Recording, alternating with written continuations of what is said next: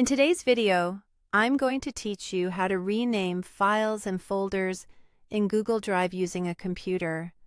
Renaming is a simple way to keep your drive organized, make items easier to find, and add context for teammates or for your future self.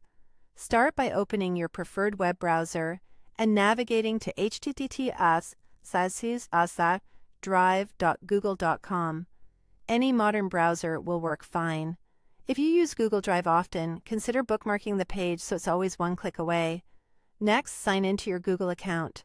If you have more than one account, double-check the profile icon in the top right corner to make sure you're in the correct one. You may be prompted to verify your login, which is normal and keeps your account secure. Once you're in, locate the file or folder you want to rename.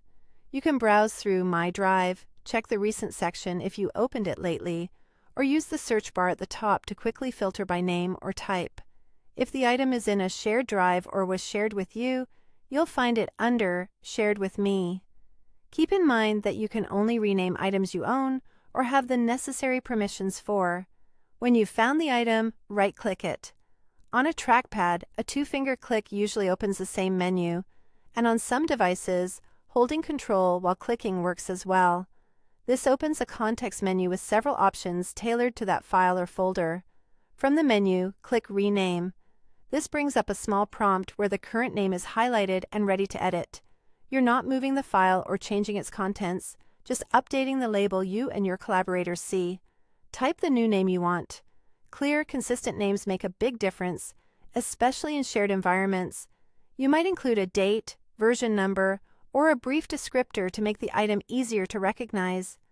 Avoid unusual symbols that could cause confusion across devices or systems. Changing the name won't alter the file type, and your content remains exactly the same.